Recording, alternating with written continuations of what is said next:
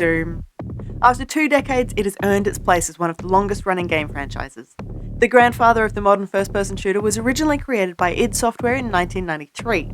It was then followed by a number of spin-off titles in various media, as well as Doom 2, Doom 3, and finally, after more than 20 years, we're back to good old Doom again. Because there are now 2 games with the same name, I'm going to refer to Doom, which is the latest 2016 version, as compared to Original Doom, which is the 1993 version. As anyone will tell you, the Doom franchise has had some missteps over the years. The world of Doom 3, which came out back in 2004, was populated by highly intelligent enemies that only had the ability to charge or sidestep, and of course there's the ongoing joke about the game looking a bit like So, when the latest Doom was announced, the first question on our lips, will we need a flashlight to see where we're going? The answer, a resounding, hell no! See what I did there? We didn't use a flashlight once in our playthrough. In fact, I'm not even sure there are flashlights. The new Doom went down a different road. Gone are the days of dark passageways all alike, and back are the days of lava, bright colours, and an oddly concentrated amount of orange. The original Doom back in the day was known for how it looked, and today's Doom does not disappoint. This is a game that you want to play on the latest hardware in order to get the most out of it. We played on PC with everything on the highest setting, and we were not disappointed.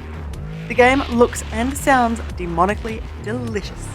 Even if you're the sort of person, like me, who turns the in-game music off in favour of my own library, this one is worth a listen. The Doom soundtrack complements the game perfectly, with composer Mick Gordon bringing a Tool and 9 Inch Nails sound to a revamped soundtrack, ramping up and down as the tension requires.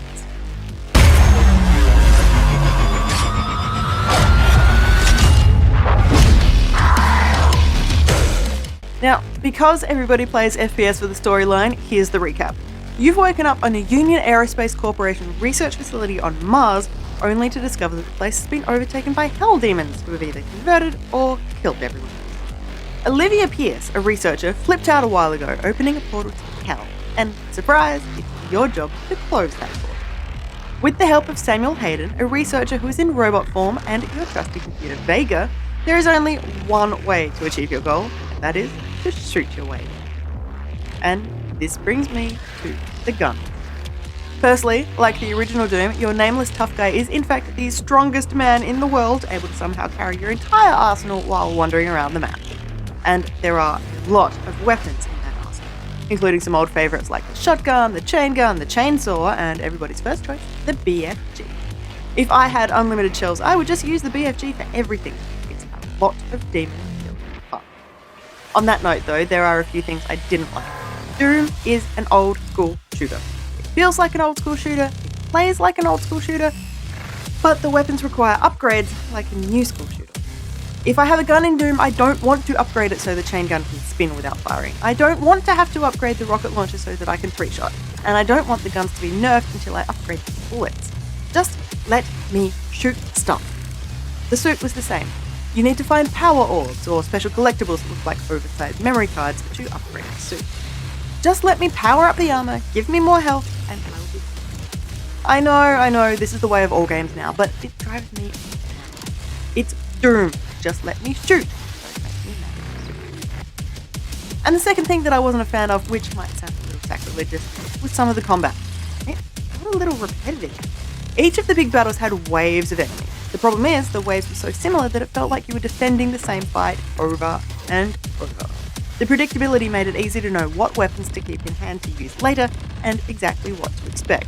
That said, the enemies are a lot smarter than their sidestepping allies from Doom 3, so that is a massive plus. Keeping the social gamers happy, Doom also comes with multiplayer. If you're familiar with more old school releases, let me say that it's a fast, Quake-style multiplayer with modern-day upgrades.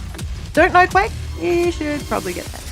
What I mean is, the game feels a lot like Quake to play, which is another great return to form for id. The problem though, with a lack of fan-run servers or even a server browser, I'm not really sure how long the multiplayer community will last.